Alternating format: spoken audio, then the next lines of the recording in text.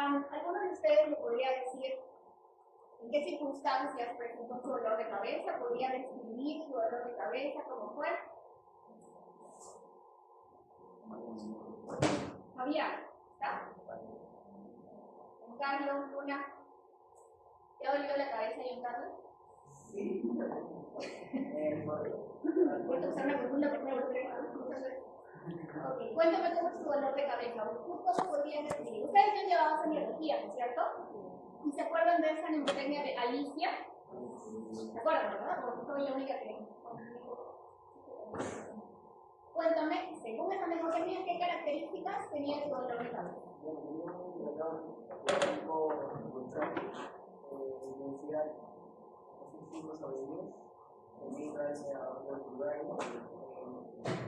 No hay síntomas de no sé, ¿Y por qué crees que se presentó tu dolor de cabeza? Pero mi clase técnica por quedarte muchas horas despierto. Ok, puede ser, soy yo. Ernesto Terrones. ¿Te duele la cabeza? Ok, también cuéntame en qué circunstancias te duele. ¿Qué estabas haciendo? ¿Cómo te hacías el dolor?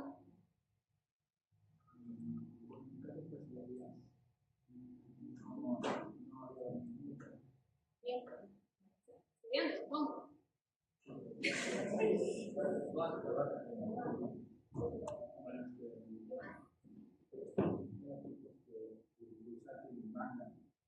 ¿Banda que te cogió? Como un estilo de acá.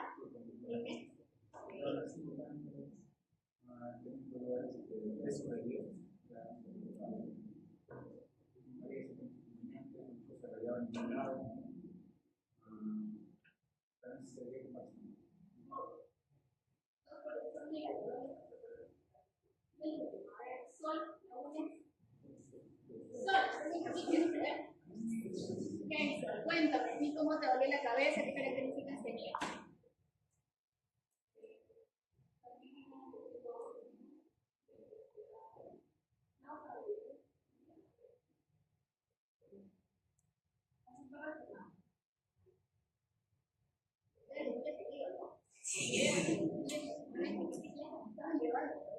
¿También opresiva? ¿También tomaste paracetamol?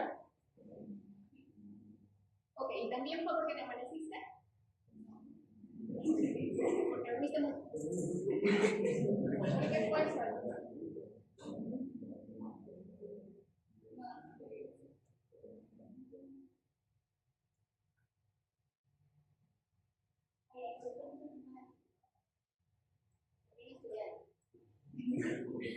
Ok. Bueno, entonces, como se habrán dado cuenta, chicos, la cefalea, que es el nombre que nosotros le damos al dolor de cabeza, es muy frecuente, ¿de acuerdo? Y por eso es que es muy importante que ustedes conozcan este tema. No sé si acá los 30 quieren ser neurólogos, no dudo mucho, pero sí es importante que como médicos generales, cuando terminen la universidad, conozcan los diferentes tipos de cefalea y cómo identificarlas primero, que es lo más importante, y en segundo lugar, cómo tratarlas. Según sus diálogos, ustedes tienen dos clases de cefalea, ¿cierto? Esta, en la que vamos a hablar de cefaleas primarias, y tienen otra clase que es sobre cefaleas secundarias. No tienen, pero tienen otra clase de cefaleas secundarias. Ok, entonces, vamos a hablar en esta clase de cefaleas primarias. ¿Alguien tiene idea de a qué me refiero cuando hablo de cefaleas primarias y cefaleas secundarias? No tiene esta cosa subjetiva. No se me da a otra patología. Eso podría ser no, pero alguna cosa sí le puede. No voy a generar nada. Entonces, mis compañeros, aparentemente, con un dolor de cabeza que se desencadenó por alguna actividad un poco estresante, emocional, insomnio, y todos ellos tienen ciertas características como diferentes, ¿cierto? Ellos encajarían en una cefalea primaria o secundaria.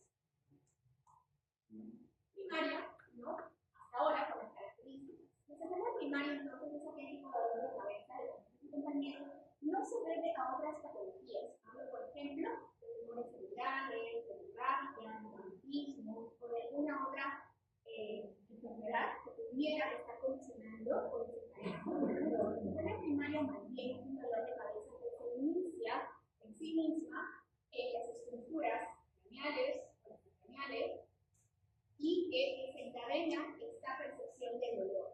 Dentro de las cefaleas primarias principalmente tenemos a dos grandes tipos de cefaleas, las migrañas y las cefaleas tensionales. Dentro de la clasificación de cefaleas también existe una larga lista de cefaleas primarias, pero que son un poco más difíciles de encontrar, son poco frecuentes, y por ahí tienen casi la misma fisiopatología que las cefaleas de tipo migraña o cefaleas tensionales.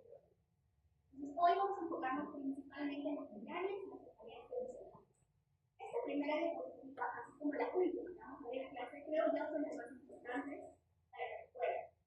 Como ven ahí, en la anamnesis, ustedes ya han escuchado hasta el cansancio, que la historia clínica es lo más importante al momento de evaluar un paciente.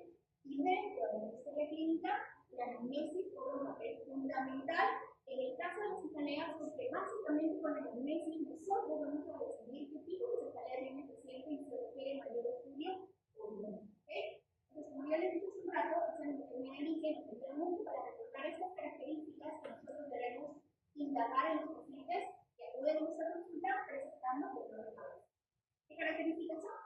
Forma de inicio, duración, localización, frecuencia del dolor, severidad y síntomas que acompañan, ¿no? Que hace que aparecen al mismo tiempo, que preceden a la presencia del dolor o síntomas que pudieran estar posterior, incluso en los minutos siguientes, a el dolor de cabeza puede empezar. Dentro de la forma de inicio, ¿cuántas formas de inicio de una enfermedad conocemos? Principalmente dos, ¿no? La que empieza de forma pausada, lenta, que es insidiosa, o la que empieza bruscamente, ¿no? Los dolores de cabeza primarios, tanto en la migraña como en las tensionales, suelen tener un inicio más insidioso, empieza de menos a más, hablo del dolor en sí. La duración puede durar segundos, minutos, horas o días. Hay diferentes tipos de dolores, sobre todo en la clasificación de las actividades clínico-económicas, por ejemplo, que muchas de ellas pueden durar segundos. Tienen como unos picones que pasan con un rayo y se vuelven a repetir, ¿no? De forma parecida. Otras que pueden durar minutos, otras que pueden durar horas o días. Los migrañas, por ejemplo, pueden durar 24 horas en adelante hasta un día, 2, 3, 4 días, que ya eso constituye un tipo de emergencia neurológica, ¿no? Las cefaleas tensionales, que también pueden durar horas o pueden durar días. Por ejemplo, los compañeros que me dijeron que tienen dolor, ¿cuánto tiempo en promedio les debe llevar el dolor? No.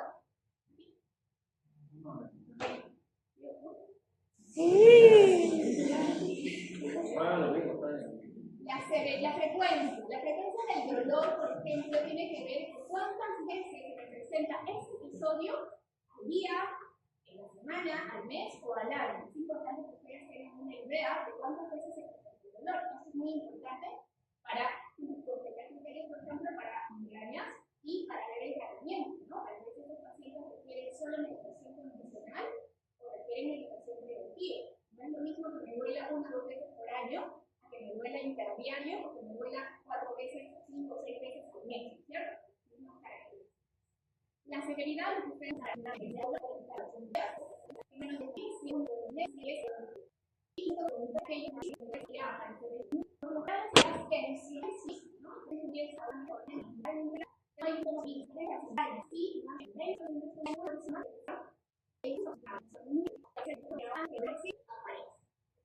también hablamos de síntomas acompañantes. Por ejemplo, en el caso de las cefaleas tensionales pudiera haber dolor cervical, dolor de espalda, fatiga, cansancio. En el caso de las migrañas, hay otra diversidad de síntomas acompañantes. Por ejemplo, náuseas, vómitos, ¿no? En esta parte también debemos investigar qué condiciones exacerban o mejoran el dolor, ¿cierto? Antes o antes del dolor. En el caso de las migrañas, por ejemplo, que la luz o el sonido puede empeorar tu dolor de cabeza. Entonces, esas son las características que ustedes sí o sí deben preguntar siempre a un paciente con dolor de cabeza. Si van cumpliendo las características que hemos ido nombrando de cada una de estas asambleas, pues ustedes podrán sacar sus conclusiones, ¿no? Por ejemplo, sus tres compañeros, de acuerdo a las características que nos dieron, todos estamos de acuerdo en que lo más probable es que sus dolores sean tensionales, ¿no es cierto? De tipo primario, pero tensionales. Todavía en ellos no podemos decir migraña porque tiene que cumplir ciertos criterios que ahora lo vamos a ver. ¿Ok? ¿Hasta ahí alguna pregunta? Ahora, ¿qué pasaría si, por ejemplo, en esta parte de la anamnesis me dice que su dolor de cabeza puede ser brusco, que es 10 sobre 10 y que además como síntomas acompañantes tipo vómitos explosivos? Estas características no son comunes en una secundaria primaria. Hemos quedado en un primario que es insidioso, es variable, se localiza generalmente en la zona craneana, que tiene ciertas características. Si no cumple estas características, también tiene todo lo contrario, es ahí donde debemos sospechar de una cefalea secundaria, que algo pasó en el cerebro que está generando el dolor. Bueno, este es el consenso del Comité de Clasificación de Cefalea de la Sociedad Internacional de Cefaleas, la tercera edición en realidad, que fue publicada en el 2018 y en la cual nos basamos mucho para ver si los pacientes cumplen con los criterios para ciertas cefaleas en particular. Entonces, nosotros solamente nos vamos a centrar en esta primera parte que habla de las cefaleas primarias. Vamos a empezar hablando de la migraña, ¿ok? La migraña, entonces, como habíamos dicho, es un dolor de cabeza de tipo primario. Su característica más importante es que es recurrente, es repetitiva. Y por lo general, entre episodio y episodio, las características se parecen mucho. Incluso los pacientes suelen ya identificarnos o reconocerlo, ¿no? Yo tenía ese mismo dolor que tenía la o hace un mes o hace un año, tienen las mismas características. La prevalencia es bastante alta, se desconoce con exactitud, pero para que tengan una idea, 37 millones de personas en Estados Unidos lo padecen y más de 1.000 millones de personas a nivel mundial, es bastante elevado. Las mujeres tienen más prevalencia de esta patología que los hombres. ¿Por qué? No lo sabemos, hay muchas teorías, pueden estar asociadas con el tema hormonal, por ejemplo, y es mucho más frecuente en este grupo etario, entre los 18 y los 50 años. Es un poco difícil encontrar pacientes menores de esta edad que tengan migraña, no digo que no haya, sí hay, incluso tienen ciertas características que le hacen un poquito diferente. Y también es difícil que después de los 50 años empiece una migraña. Es diferente que una paciente que a los 18 empezó, que lo mantiene, ¿no? Mantiene la enfermedad durante muchos años, hasta recién inicio con dolores de cabeza a los 60 o 70 años. De hecho, después de los 50, ya es una barrera roja para nosotros y tenemos que buscar otras causas. No de frente decir que es migraña porque puede que no lo sea, ya que es poco frecuente. Dentro de la migraña, entonces, hay dos clasificaciones muy importantes. Hay muchísimas enfermedades, pero estas dos son las más importantes. Tenemos la migraña con aura y la migraña sin aura. El aura constituye una característica, un síntoma, ya sea visual, sensitivo o motor, que puede preceder al inicio de la cefalea, del dolor en sí. Y esto no se presenta en todos los pacientes. Como dije hace un rato, más o menos un 20% de los pacientes se puede presentar esta. La gran mayoría pues tiene un dolor de cabeza sin estas características. ¿Okay?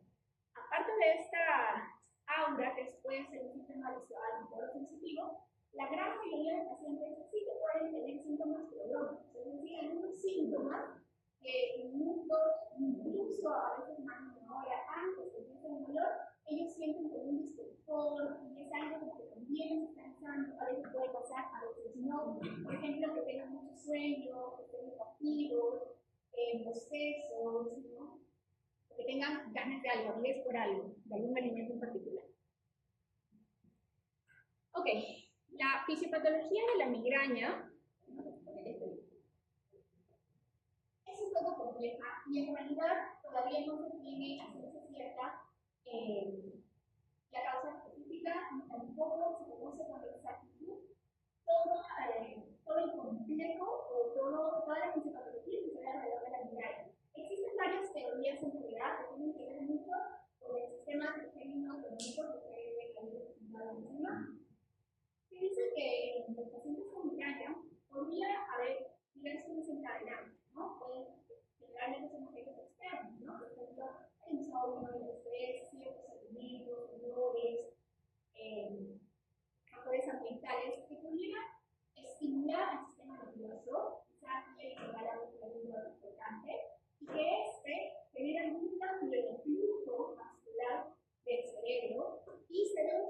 fenómeno que se denomina depresión cortical diseminada, que iniciaría en el lóbulo occipital y que luego se propaga hacia el resto de la corteza. Y que esto generaría o activaría al sistema trigémino autonómico, específicamente al medio trigémino, generando una especie de inflamación neurogénica que lo que hace es generar una vasodilatación en todos los vasos intracelulares inicialmente, y esto produce una liberación de diferentes sustancias, neurotransmisores, péptidos, el péptido relacionado con la calcitonina y el nivel, por ejemplo, y esto nuevamente regresa a través de la vía trigémino autonómica y se percibe como un estímulo no efectivo. Luego, desde el trigémino, o el gamo específicamente, asciende al tálamo y el tálamo pues en la corteza, ¿no? Percibiéndose como el dolor de un sistema central. Cuando uno, por ejemplo, se hincha el dedo, se quema o tiene alguna gente que pasa por el externo, ¿se acuerdan más o menos cómo funciona la vía del dolor? Es a través de las neuronas dimensiones diferentes, sin duda, para el tálamo y luego la corteza, que es el mundo consciente del dolor, ¿cierto? Que no se puede hacer inmediato de eso cuando tengo una gente externa. Pero en este caso, es este mismo estímulo que generó la vasodilatación y esta presencia de sustancias inflamatorias que hacen que el estímulo viaje nuevamente hacia el medio trigémino, luego al tálamo y luego a la corteza. Es como un circuito que se generó en un cerebro y se percibe a nivel cortical a esta misma vía, donde fue un rol muy importante en medio del cerebro. Ahora, esta depresión cortical es integrada en el cerebro occipital, el lóbulo occipital, se podría generar por este flujo, pero lo que sí se conoce con exactitud es que lo que sucede es que hay una despolarización, que se propaga hacia el resto de la corteza, despolarización y luego despolarización. Esto tiene que ver con cambios en los canales de potasio, calcio.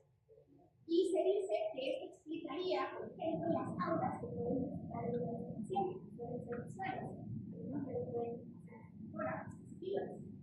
Sin embargo, esto no ocurre en todos los pacientes. Es por eso que a mí me parece que las teorías, las dudas de que si eso explicaría todo la sintomatología hereditaria o hay más cosas. Lo cierto es que tras la vasodilatación de todas las estructuras intracelulares, vasos, quiero, con el paso de los minutos y horas se genera o se disminuye en gran especificidad en las estructuras musculares también de las meninges y luego en las extracraneales, generando un dolor mayor y prolongado. Estas son todas las sustancias que pueden participar, neurotransmisores como la serotonina, el péptido relacionado con el gen de la calcitonina, la sustancia P también puede liberarse y todo esto genera finalmente la inflamación neurogénica, que nos produce el dolor intenso. Este es un video muy cortito. Migraine is thought to start in the brain, possibly in the cortex or the brainstem of susceptible people. During migraine, a hypersensitive state may be established, in which patients have heightened sensitivity to sensory stimuli, which leads to headache pain, as well as sensitivity to light or photophobia, and sensitivity to sound or phonophobia. Migraine headache is mediated by the trigeminal system and secretion of sensory neuropeptides.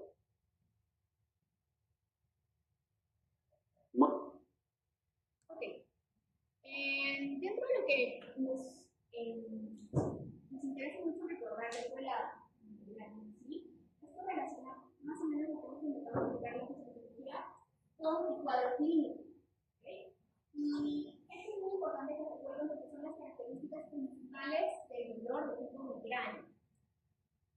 Entonces, el dolor se produce principalmente porque se altera los vasos intracranianos. Cuando se vasodilata y hay una serie de neuropéptidos que generan una inflamación neurogénica. Esto podría generar, aparte del dolor que es muy intenso, mucho más intenso a veces que la cefalea tensional, síntomas acompañantes. Dentro de estos síntomas acompañantes tenemos las auras, y acá voy a mostrarles un pequeño está más adelante. Okay.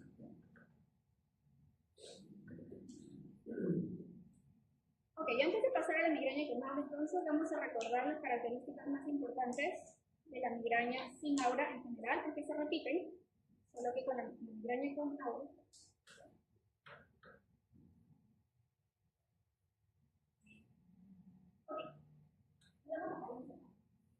En este cuadro, chicos, se presentan los criterios de la migraña y las características son las mismas para todos los tipos de migraña, solo que se van a diferenciar por los síntomas acompañantes, ya sea en presencia o ausencia de él. Primera característica es que el dolor se repita, como hablamos al inicio, es un dolor recurrente y para que cumpla con características de migraña tiene que haberse repetido por lo menos 5 veces con las mismas características. Sin importar mucho el tiempo de intervalo de tiempo. Los episodios de dolor de cabeza de tipo migraña suelen durar entre 4 a 72 horas, ¿de acuerdo? La cefalea tiene las características de ser unilateral, de tener un carácter pulsátil, una intensidad moderada a severa y puede empeorar con la actividad física. Entonces, un dolor de cabeza de tipo migraña en general es un dolor generalmente unilateral, es decir, migraña o la mitad del migraño, que tiene una característica de ser pulsátil. Los pacientes lo comparan como si algo estuviera martillando dentro de la cabeza constantemente. Y pues que la intensidad suele ser moderada a severa, ¿no? Entre 5 a 9 o 10. Por lo general empeoran cuando los pacientes hacen actividad física. Por eso estos pacientes suelen estar muy quietos, muy tranquilos, quieren paz y tranquilidad para que no se exacerbe su dolor. Además, tiene que cumplir con una de estas características, es que haya presencia de náusea o vómitos y de coto o conjunto. Es decir, que la luz del sonido exacerbe su dolor de cabeza. Y por supuesto, que no se atribuye el diagnóstico a ninguna otra patología de acuerdo con la clasificación. Ahora, por ejemplo, que el paciente que no tenga el diagnóstico neural, que no tenga el diagnóstico de un hemorragia peritoneal, ¿cierto? Si cumple esas características, podremos decir que el paciente cumple con criterios para migraña.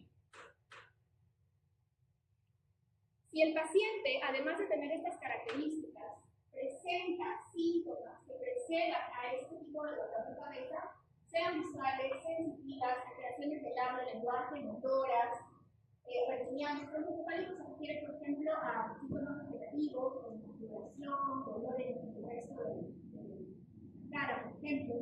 Si tiene alguna de estas características que preceden o acompañan el dolor de cabeza, entonces el paciente podría cumplir los criterios de migraña con agua.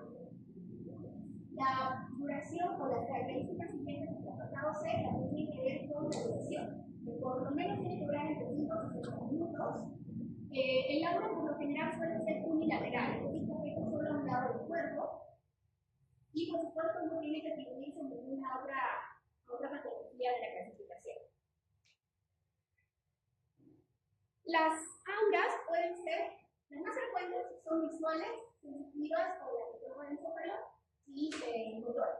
Dentro de las auras visuales, los pacientes pueden relatar que ven como una especie de brillo, de ceguera, o de que su campo visual está opacado en alguna de las partes que no logran visualizar bien todo el campo visual, que puede empezar con mareos antes de aparecer el dolor, puede aparecer disminución de la fuerza de un brazo o del cuerpo, pero es transitorio. Pasan los minutos, aparece el dolor y por lo general la fuerza se recupera completamente. ¿Okay? Este es un pequeño video de más. It may play a role in migraine aura, which sometimes precedes the headache pain.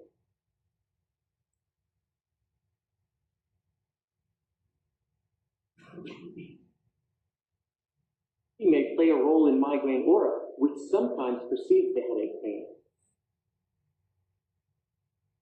Okay, esto más o menos sería o reflejaría lo que el paciente suele ver antes de que empiece It may play a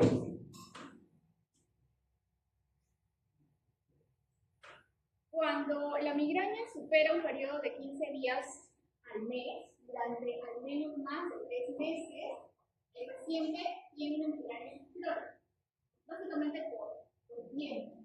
Y además, tiene que cumplir las características que hemos hablado, ¿no? Las características clínicas son muy parecidas entre todos los tipos de migraña, solo que va a depender mucho de los síntomas que acompañan y del tiempo de duración para clasificar en una u otra. Si tengo las características del dolor que hemos conversado hace un ratito, pero no tengo ningún síntoma que me caracteriza de migraña o que acompaña los síntomas de dolor, probablemente es una migraña sin aura. Si aparecen esos síntomas visuales, dolores positivos, puede ser una migraña con aura. Si además el dolor ya es recurrente, pasó ya más de 3 meses y además tengo dolor de cabeza más de 15 días al mes, durante estos más de 3 meses, puede ser una migraña crónica además. Cuando el dolor de cabeza, que podría durarme horas, 4 horas a más, se convierte en algo más persistente y supera las 72 horas, es decir, más de 3 días con el mismo dolor de cabeza. Por lo general, los pacientes aquí ya toman algún tipo de analgésico, pero a veces puede que no sea efectivo y llegue a tener más de este tiempo el dolor de forma continua, recurrente, paroxística. Entonces, el paciente se cataloga dentro de este estado migrañoso, que es un dolor de cabeza, migraña, que hemos conversado, pero que ha superado el tiempo de más de 3 días de dolor continuo y persistente. Esta se convierte en una urgencia médica, en realidad ya va a haber con mucha frecuencia, igualmente para el internado, lleva muchas veces los pacientes en general, con un dolor ya durado más de 3 días de forma continua. Aquí la inmunización es el tratamiento sí, endovenoso, por eso es que el tratamiento por lo general se da de forma intrahospitalaria. En algunos casos, cuando son menores de 18 años, niños principalmente, pueden haber ciertos síndromes episódicos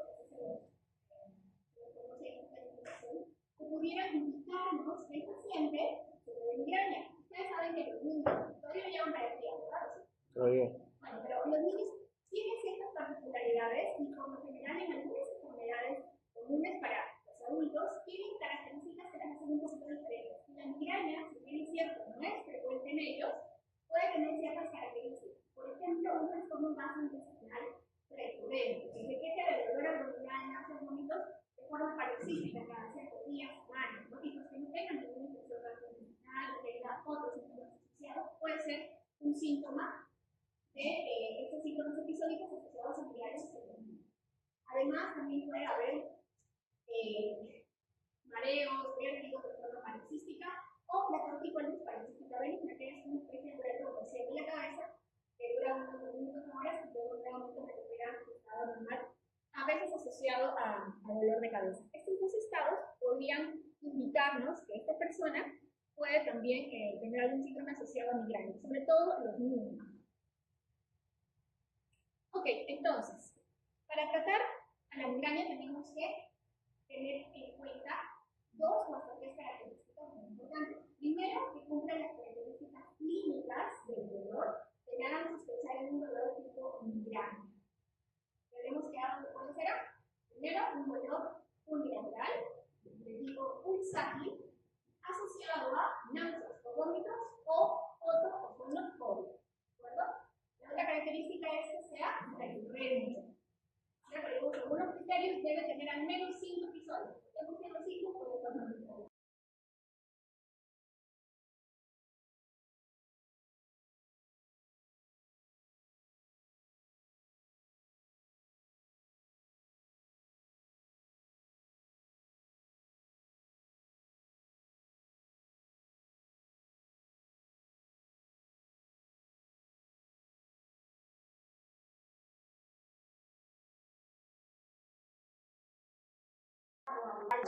Tienen conservar son los similares. Este grupo de medicamentos, por ejemplo, el almoxaricán, el Voltaren o Semaglutide, son como el segundo escalón en el tratamiento de la migraña aguda, o sea, el aumento del dolor.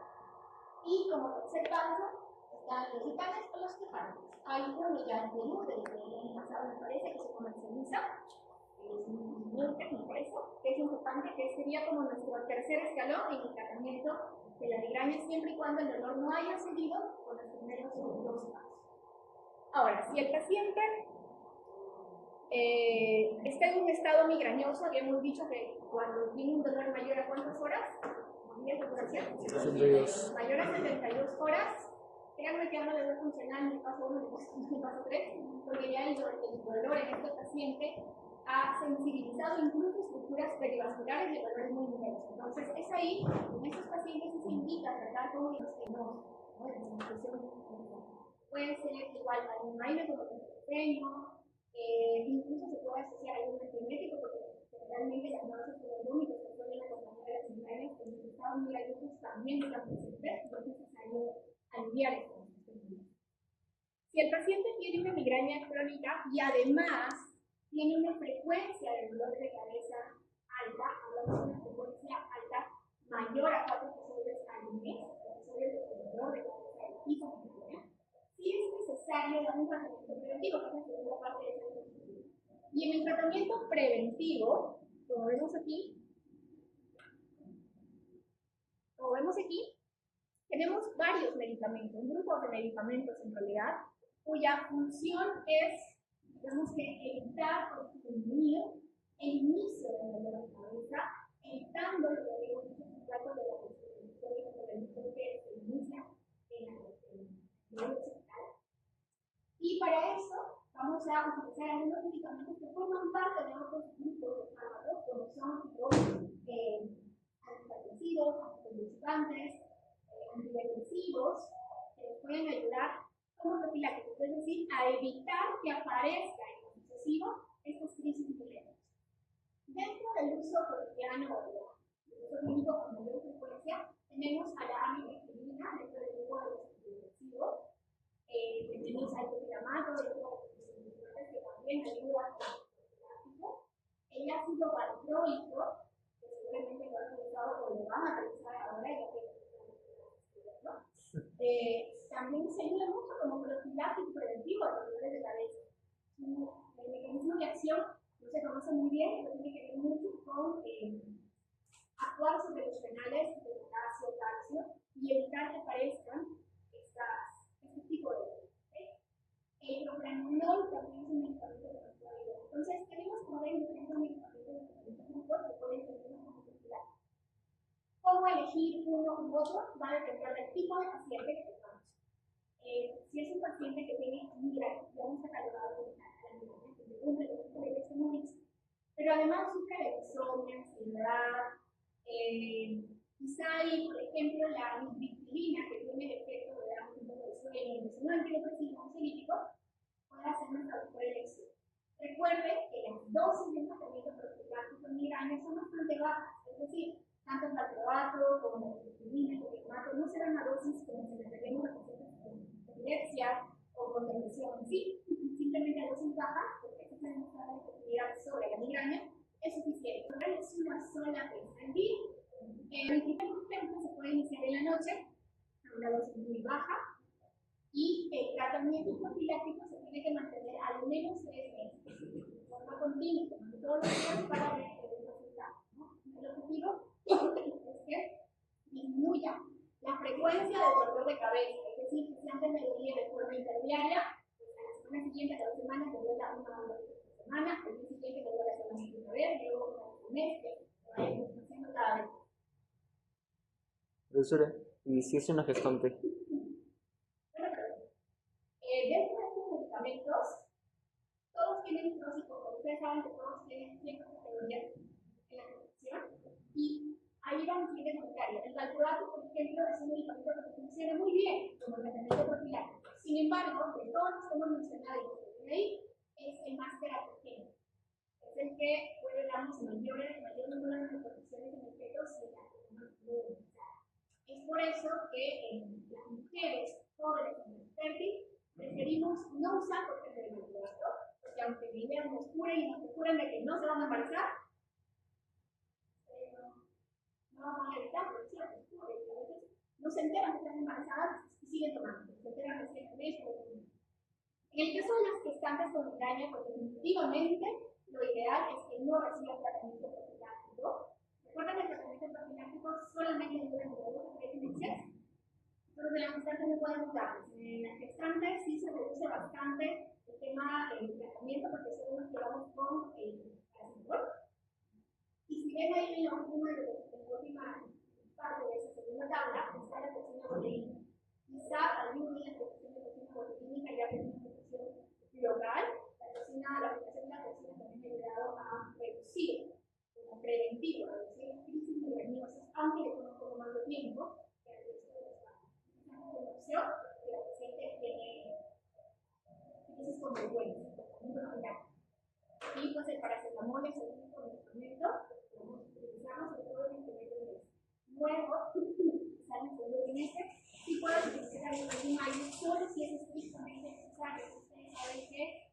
el periodo de organogénesis es las primeras 8 semanas, donde hay mucho más efecto. Por eso en ese periodo, no, solamente. Ok. Estos son algunos de los ejemplos. Lo voy a dejar en la diapositiva para que ustedes lo revisen con detalle. Y ahí están todos los nombres de los fármacos que pueden utilizar dentro de cada grupo. Las cefaleas trigémino-autonómicas, que son, digamos así, como primos hermanos de la migraña, son aquellas cefaleas que tienen características muy parecidas, de ser unilaterales, pulsantes, pero en este grupo en particular se asocian otros síntomas un poquito diferentes, como por ejemplo, el ojo se pone rojo, empieza a lagrimear, y estas en particular son un poquito más frecuentes. ¿Por qué? No se conoce bien por qué, pero por ejemplo la cefalea en racimos con clúster o cefalea de Horton es más frecuente en los varones y este es el tipo de cefalea trigémino-autonómica más frecuente. Dentro de la clasificación de las cefaleas, aquí tenemos a las cefaleas trigémino-autonómicas, que son poco frecuentes, pero dentro de las infrecuentes, la cefalea en racimos es la más común. Y esta se caracteriza justamente por la asociación que tiene de hiperemia conjuntival, congestión nasal, lagrimeo, edema palpebral, o sea, en un solo lado nada más, unilateral, sudoración, incluso puede haber tosis y una miosis que suele ser transitoria. En este tipo de dolor de cabeza en la que también se activa el sistema trigémino vascular, suele haber una característica, aparte de que es más en los varones, y es un poquito más de corta duración, puede durar minutos nada más. A veces se puede extender a horas también. Y como parte del tratamiento se ha visto que, por ejemplo, aparte de dar con los titanes o los aires en sí, el uso de oxígeno puede ayudar a aliviar el momento agudo del dolor. Y como tratamientos preventivos está el verapamilo y el topiramate. Preventivos, al igual que en el resto de cefaleas como las migrañas que hemos conversado, también por 2 o 3 meses a dosis bajas de forma diaria. Otro tipo de cefalea trigémino-autonómica es la migraña paroxística. Esta tiene la característica más importante que se da de forma continua, como su nombre lo dice, paroxística. Pueden haber 20 episodios en un día, por ejemplo. Además, puede estar asociada a estos síntomas autonómicos, hiperemia, congestión, miosis, tosis. Y puede presentarse más de 5 veces al día, por ejemplo. Y la característica más importante es que debe repetirse varios episodios, por lo menos 20 episodios, y que cuentan con estas características. Estas realmente son cefaleas muy poco frecuentes, pero si el paciente les dice que tiene un dolor unilateral que viene, dura unos minutos, luego se va, luego aparece otra vez un ratito y luego se va de forma paroxística durante el mismo día, podría encajar dentro de este tipo de cefalea que se llama hemicrania paroxística.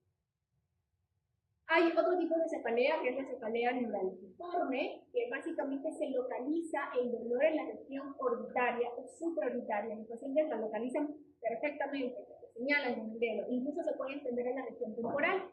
Además, puede tener alguna de estas características autonómicas, igual, hiperemia conjuntival, congestión, edema palpebral, y por lo menos se presenta una vez al día. Pero la característica más importante es la localización. La hemicrania continua es otro tipo de cefalea trigémino-autonómica en la que el dolor ha superado los 3 meses, con características similares a las mencionadas previamente. Estas, en realidad, chicos, ustedes se dan cuenta en la clasificación, voy a mostrarles los primeros diagramas para que se den cuenta de la lista. Esta es toda la lista de los tipos de migraña que están en el consenso. Diferentes tipos de migraña, que básicamente varían su nombre por el tiempo de duración, si hay un síntoma más, un síntoma menos, pero lo más importante es que ustedes recuerden las características de la migraña en general y de las trigémino-autonómicas cuando hay síntomas autonómicos muy bien diferenciados que acompañan al dolor, ¿okay? Para darle nombre y apellido. Además, no hay mucha variación en el tratamiento, van a seguir siendo los aires la primera medida de tratamiento y lo único que sí quizás sea importante que recuerden es en la cefalea en racimos, que el oxígeno o administrar oxígeno en el momento agudo del dolor ayuda a aliviar los síntomas de manera bastante evidente. Ok, la cefalea de tipo tensional. Esta es muy prevalente. En realidad, los consensos nos hablan de rangos de prevalencia, pero en algún momento en el consenso de cefaleas decía que el 99% de las personas en el mundo por lo menos van a tener un dolor de tipo tensión en su vida. La clasificación de cefalea nos menciona todos estos tipos de cefalea tensional. No sé por qué les encanta dar tantos nombres, pero lo más importante es que recuerden las características de la cefalea tensional en general. ¿Okay? Esos son los criterios del consenso cefalea para catalogar una cefalea como tensional. Y de ahí que tengamos al menos 10 episodios que parezcan un diálisis. Eso es un poco difícil de cumplir en todo, ¿no es cierto? Especialmente yo tengo un montón de casos al mes. Pero tampoco andamos contando los episodios. Es bien difícil que los puntos la gente diga, me voy a decir, si les pregunto a ustedes, también lo cuentan. No digo de la posibilidad, así que es un poco difícil de catalogar con exactitud ese criterio, pero al menos interpretémoslo como que es un dolor recurrente que no ha pasado una vez y que no es, digamos, tan continuo como si lo serían las otras peleas que hemos visto. Que la duración sea de media hora a más. Sus compañeros, por ejemplo, me comentaron que la duración de 1 hora. A diferencia de la migraña, que la migraña suele durar un poco más. La migraña suele empezar muy lento el dolor y se prolonga de 4 horas a más. En el caso de los tensionales puede llegar a ser un poco más intensa, ya en media hora. ¿Okay? Y puede extenderse a horas o días. Hay cefaleas tensionales que pueden durar de día, ¿no es cierto?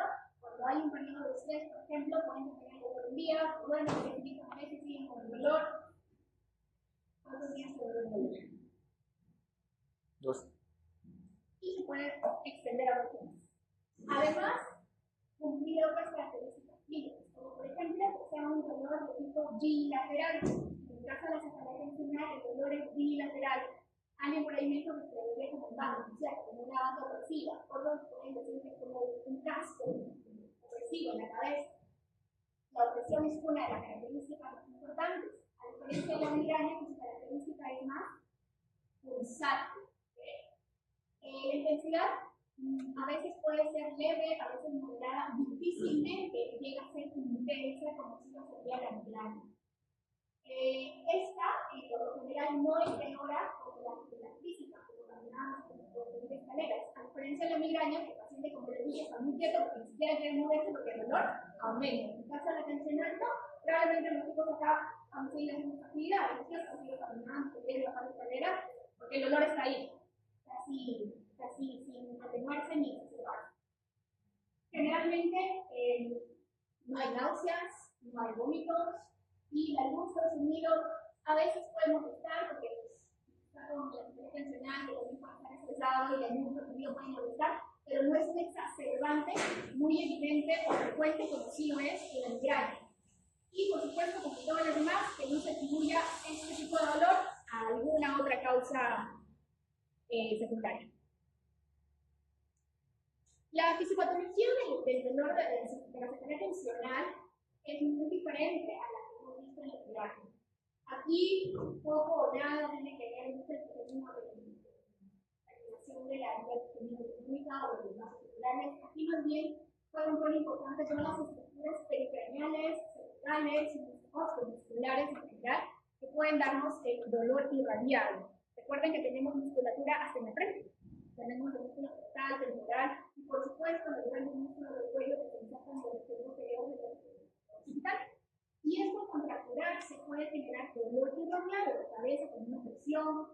Recuerden que tenemos algunas terminaciones nerviosas como los nervios occipitales que atraviesan el músculo de esta región y que también al estar el músculo contracturado por otra parte generando una especie de neuralgia arnold que también contribuye al dolor de tipo tensión. Como vimos en la lista del consenso de la clasificación, hay muchos tipos de dolores tensionales que las clasifican de acuerdo al tiempo de duración o al número de episodios que uno podría tener con este tipo de dolor. En el caso de la cefalea episódica frecuente, por ejemplo, nos dice que debe tener al menos 10 episodios que recurran entre 1 a 14 días al mes durante más de 3 meses y más de 12 días al año y menos de 180. Demasiado días, ¿verdad? Nadie está contabilizando, pero lo que sí me hace reflexionar es que si un dolor de cabeza supera los 3 meses, ya lo puedo catalogar como una cefalea de tipo tensional episódico. La crónica, cuando pues ha superado los más de 180 días al año, con las mismas características. ¿Okay? Básicamente tiene que ver el tiempo. Más de 3 meses, puedo en ambos casos migraña tensional catalogarlo como crónico. En esta tabla, chicos, creo que también es una de las más importantes, tenemos la comparación de las características del dolor, tanto en migraña como en cefalea tensional. En la migraña, entonces, para resumir ya, el dolor de cabeza tiene que al menos alcanzar 5 episodios, habíamos visto en los criterios, ¿cierto? Que me duele al menos 5 veces. En la tensional, muchas más probablemente a lo largo de la vida. La duración en la migraña, entre 4 a 72 horas, en el caso de la tensional puede durar entre 30 minutos hasta una semana. Las características del dolor en la migraña, pues es un dolor de tipo pulsátil, unilateral y que puede tener agravantes como la actividad física, fotofobia, sonofobia, y suele acompañarse de náuseas y vómitos. A diferencia de la tensional, que es más bilateral, opresiva, no hay náuseas, no hay vómitos. Fotofobia o sonofobia puede ser variable y que no empeora o no se exacerba con la actividad física. Esta diapositiva la pongo para que tengan una idea de cómo les gusta complicarse el proceso de sentimiento. Ustedes leen ahí, son otro tipo de cefaleas que tienen silla cada una de ellas, como patología en sí. Hay una que me llama mucho la atención. Esta, por ejemplo, la del 4.63 o la del 4.62, ¿qué dice ahí? ¿Vamos a ver? Cefalea por persistencia. Me hago una cola muy apretada. Haces lo que el ejemplo del consenso lo dice. A las chicas sobre todo, ¿no? Algunos de ustedes alguna vez puesto un moño, muy apretado. ¿Sí? Suele la cabeza, obviamente. Ahí sí te digo, pero bueno.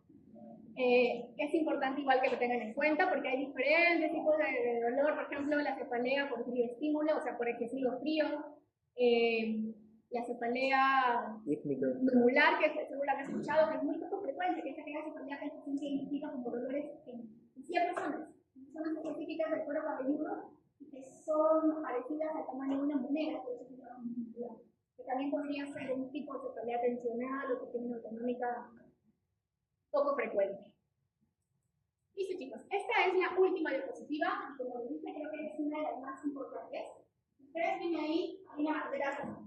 Y cada vez que ustedes entrevistan un paciente con cefalea, esas son las características que ustedes deben preguntar y identificar, porque la presencia de alguna de ellas constituye una bandera roja y nos obliga a ustedes a pensar más bien en una cefalea secundaria antes que primaria. Luego de ver esos casos de cefalea secundaria, muchísimas causas que pueden afectar al sistema nervioso, al cerebro en sí y generar dolor. Pero, en el caso de las cefaleas primarias, tensional, migraña, que tienen autonómicas u otras, no debería haber ninguna de estas características, porque si las hay, probablemente se deba a otra causa. Entonces, si ustedes ven acá, hay una especie de mnemotecnia que se llama SNOP, para que se acuerden de las banderas rojas. ¿Okay? La primera bandera roja son síntomas sistémicos. Puede ser una desofía, pero además tiene fiebre y ha estado medio desorientado y tiene HIV. Entonces, debe sospechar que este cuadro sistémico tiene lo que le podemos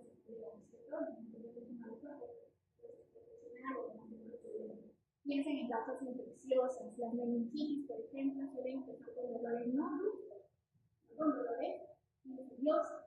Es importante que vean los síntomas que acompañan, ¿no? Muy aparte del examen físico que vamos a ver.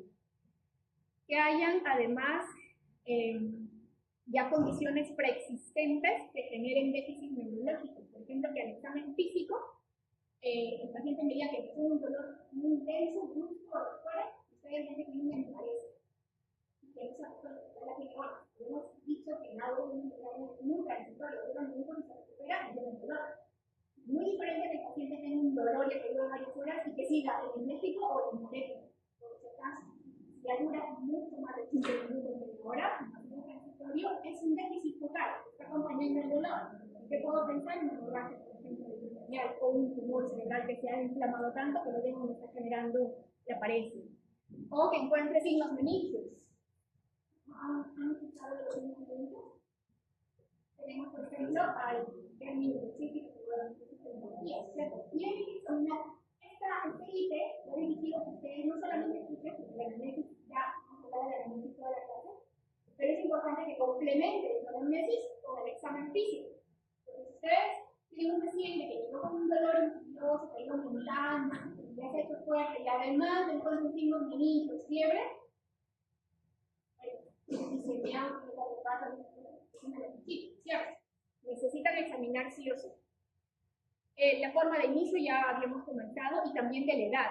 Si el paciente tiene más de 50 años, de por sí ya es una bandera roja. Es bien difícil que aparezca un dolor de tipo migraña a esa edad. Las tensionales pueden aparecer, por supuesto que sí, pero ahí tienen que prestar mucha atención a las características de los tensionales, ¿no? Y que su examen neurológico esté completamente normal para decir que es tensión. Así que deben darse cuenta más aún poner atención a los síntomas que acompañan. La forma de inicio, ya hemos hablado, insidioso brusco, los dolores de cabeza en thunderclap o en rayo, en trueno, que inician de forma súbita. ¿Cuáles son los más frecuentes? Las hemorragias superanuncias. Si el paciente llega a su guardia o su consultorio y le dice que el dolor fue en inicio súbito, con un rayo, y prontamente alcanzó una intensidad muy alta y además hay náuseas, vómitos, pues no van a pensar en migraña en ese momento porque saben que la migraña es más insidiosa. No tiene idea que alcance tan rápido como si lo puede hacer, por ejemplo, una hemorragia subaracnoidea. Y si yo examino a este paciente, ¿qué más podríamos encontrar en el ejercicio? Rigidez de nuca, polarización de los cuerpos, todos los vientre. Entonces, también hay que tenerlo en cuenta. Papiledema. Si el paciente tiene una hipertensión intracraneal sostenida, también puede generar papiledema y eso traducirse en que el paciente no ve bien, ve borroso, asociado a un dolor constante, intenso. Los agravantes, como ya habíamos conversado, ¿no? Por ejemplo, en el caso de hipertensión endocranial, por lo que fuere, hemorragias, tumores, gorros, patologías, ¿cuál es la característica semiológica que ustedes conocen de una hipertensión endocranial? ¿Qué cosa empeora el dolor de un paciente con hipertensión endocranial? La maniobra de avanzada. ¿Cuál, por ejemplo?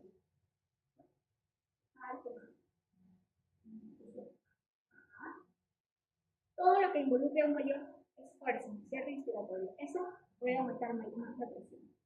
Los especificantes que acabamos de hablar.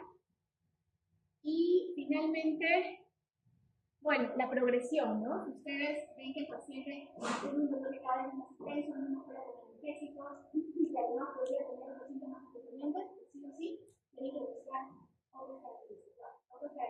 ¿Cuál va a ser la herramienta más importante para ustedes?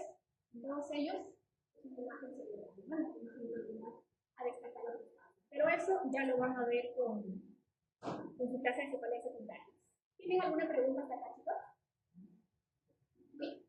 ¿Cómo funciona una hora de pródromo?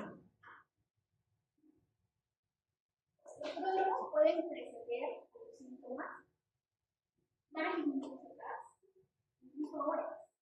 Y suelen ser astenia, violencia, hambre, ganas de tener alguna actividad, cansancio. Esos son los pródromos más frecuentes. Y luego, con ese dolor, pues el enemigo a veces mantiene y sin Laura es una característica mucho más específica. Vieron el video de cómo ven el paciente con un dolor, es más visual, pueden ser destellos, a veces se opaca el campo visual, eso es más importante, ahora son más visuales. Las sensitivas tienen un hormigueo, o que un poco de fuerza en el brazo, en la pierna, y que al paciente no lo logra. Estas tres características son las más fáciles ahora que suelen preceder a 15 minutos al día.